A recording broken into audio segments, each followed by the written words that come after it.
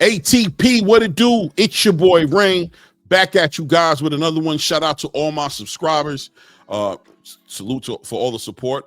It's day number 2 of 2025, and the boxing content continues to move forward. News comes out. It is what it is, right? Shout out to all my subscribers. If this is your first time tapping into content, support the channel. Subscribe to the channel. Hit your bell icon so you all getting alerts when all this content is dropping. And guys, please, if you like the content, don't be scared. Hit the thumbs up. Let's get this in the algorithm. Let's talk about it. So Teofimo Lopez is getting a reality check, guys. Is he getting a reality check? I don't know. Look, Teofimo Lopez spent a large portion of 2024 pushing for the biggest fights he can get involved in. Fights that, quite frankly, a lot of people would have thought was unrealistic, including myself. I mean, pushing for Terrence Crawford, not very realistic. When Terrence Crawford, A, is in a complete different weight class, 2 weight classes above you, but more importantly, B, not interested in fighting you, as he's had his focus completely put on fighting Canelo Alvarez at 168, right? Going up in weight, competing with fighters that are greater than himself.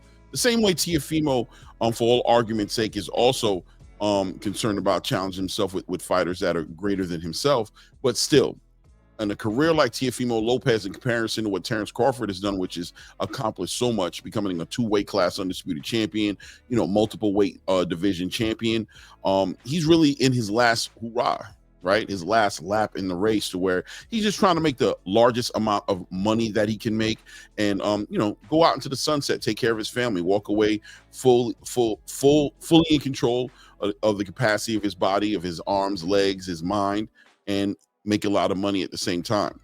Where Teofimo Lopez, no matter how you want to look at it, is rather young in his career, right?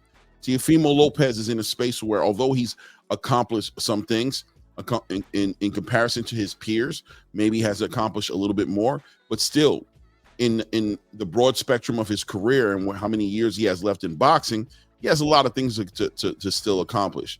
And Teofimo has yet to find that right dance partner that's going to get him on that big pay-per-view stage.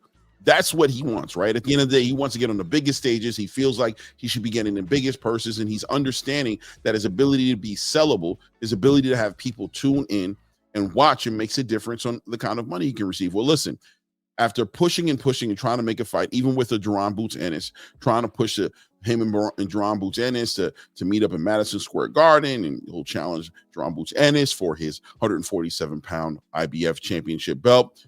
Good looking and looks good, from the outside looking in, but in all reality, these fighters have their own journey, their own legacy that they're trying to accomplish, and it doesn't involve fighting Teofimo Lopez. So the reality is starting to settle in for Teofimo Lopez, as Bob Arum is having to communicate to him and let him know, listen, Teo, that's not who you are, Teo. I mean, I understand what you're trying to get done here. I really do understand what you're trying to do, but the reality is you're just not that guy yet. You need to stay busy. You need to do more things in the ring. You need to build more of a fan base up. Teo, I can't promise you that I'm going to put you on a pay-per-view. There's multiple different variables and tangibles that are moving parts to this conversation outside of something that's specifically saying that you're not worth it.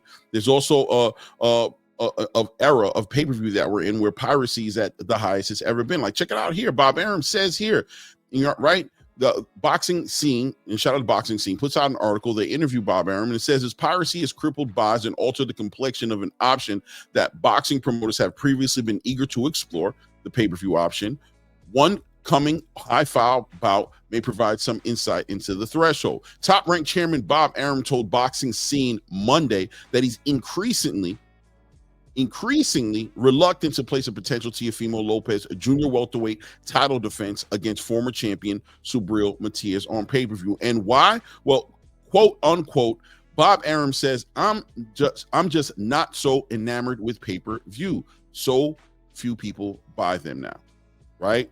And you gotta you got to agree and understand where Bob Arum is coming from as a businessman who's in the business of making money in boxing, with piracy being at an all-time high. Is he going to ever be comfortable with putting his money behind a Teofimo Lopez, who's never been on pay-per-view before, and a Subriel Matias, who honestly lost his championship against Liam Power in his home country? And although he's had a fight in between after that he knocked the guy out in the second round, has he built up a following to where he could be a great dancing partner for Teofimo Lopez to justify an actual pay-per-view being offered to the fan base? Now, listen, Teofimo went ahead and tried to make something happen with Jerome Boots Ennis, even having Bob Arum send Devin Haney an offer, offering Devin Haney a percentage of a pay-per-view, of the smaller side of a percentage of a pay-per-view, 45 to a 55 that they'd be giving to Teofimo Lopez. And Devin Haney walks away from this opportunity. The boxing space, the people who just, let's just be honest, there's a lot of people in the boxing space who genuinely just don't like Devin Haney and his father. So, of course, they're going to label him as a duck and that he should have taken the fight. But in all reality, rumor has it, right? And I'll say rumor because we never seen the documentation to back it up. But look, Bill Haney said Turki Al-Sheikh was interested in facilitating the fight between Teofimo and Devin Haney, and that he offered them pretty good purses. And that Teofimo walked away from that offer on the table and said he wasn't interested in it. But in turn, had Bob Arum send out Devin Haney an offer, giving him the lower percentage of a pay-per-view that Teofimo's never even graced or headlined a pay-per-view before, right? I mean, say what you want about Devin Haney. He's been and done his pay-per-views. How successful they've been, I don't know, right? If you guys want to be honest about it, nobody knows what these pay-per-views are doing no more. It's been a while since the actual numbers have been dropped. Most of the numbers that we're getting are speculation or quote-unquote inside sources are dropping estimates and ranges of what the pay-per-view sold, but we never know in all reality what that pay-per-view did. So Teofimo's in a situation now again with disagreements with Bob Arum, and Bob Arum not seeing it the way Teofimo does, and vice versa, Teofimo not seeing it the way Bob Arum does. Rumors going around that Teofimo was considering taking Bob Arum maybe even to court, or or retiring, trying to get out of the contract with Bob Arum, because Bob Arum is just being honest with Teofimo and saying, listen, man, that's not a win situation for Top Rank. You need to fight more. We need to get you more active. We need you unifying. We need you going for those big fights like that. And we can't guarantee that we're going to give you a pay-per-view right now. And Teofimo feels different. But what does he do now, guys? I mean, we'll find out, right? In the coming days and the coming months, being that this actual fight has yet to been penned out. It's yet to been announced officially by Top Rank that Teofimo and Subriel Matias will be fighting each other, from what I understand, around March 15th, the middle of March. They're expecting to get these guys in the ring with each other. Subriel Matias was at one point considered the boogeyman of 140 pounds. A lot of fighters just didn't want to fight him. Now he gets to challenge Teofimo Lopez for his WBO title. Teofimo Lopez once again back at square one, headlining a show on television. He wants to be a pay-per-view star, but the people who are behind him, who are invested in his future and his success, don't believe it's time for a pay-per-view. What does Teofimo do at this point? Now, you want to ask me personally, take the fight. Become active. We need to see you in the ring. Teo, that's what got you to the stage that you're in now, and that's what's going to get you to the stage you're trying to get to, is through what you're doing in that ring. Now, I know that Teofimo and his team and his fans want to hang their hat on his accomplishments at 135, becoming a unified champion there, beating a Josh Taylor at 140, who was, for all argument, moving away from arguing, was a undisputed champion at 140 who was stripped of his titles, right, for not defending mandatories. But still, he did beat him and dominated him. So he can hold his hat on that to a degree, hold his head up and say that I've done these things, and other performances that he's been involved with since then. But we can't deny the Sandro Martin performances, the Jermaine Ortiz performances, the Steve Claggett performances. These things have to all be taken into consideration, and I'm sure are taken into consideration by Bob Arum or anybody who would consider investing in Teofimo Lopez and Subriel Matias having a big pay-per-view event. What do those numbers look like? Compounded with the fact that piracy is at an all-time high. People are stealing these fights. They're taking them on all these websites that are popping up every single day.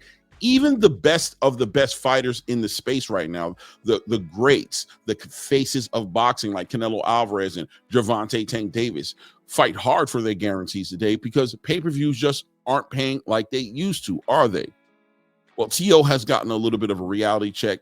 He has some things to take into consideration at this point. Is he going to go ahead and become active in that ring, understand where he's at, own where he's at, or is he going to continue to push against the system and push against the narrative, which is Teofimo Lopez is not a pay-per-view fighter yet. Bob Arum doesn't think he is. You guys let me know what you guys think in the comment section. Teo, Subriel Matias, March 15th. Looks like Bob Arum is reluctant about putting them on pay-per-view. Things can still change. The fight hasn't been penned out yet. But does Teofimo and Subriel Matias deserve to be a pay-per-view fight? Is Teofimo a pay-per-view star, an underground king that just hasn't been crowned? Or does he need to have reality check and continue to be active, focus on becoming active, and in due time for his pay-per-view stardom? Let me know what you guys think in the comment section. It's your boy Rain. This is an ATP Combat Media Show. Once again, shout out to all my subscribers. You guys are the best. If this is your first time tapping into the content, I am going to go ahead and encourage you. Hit that subscribe button, hit your bell icon as well, so you are getting alerts when all this content is dropping. But look, until the next one, at this point, we out.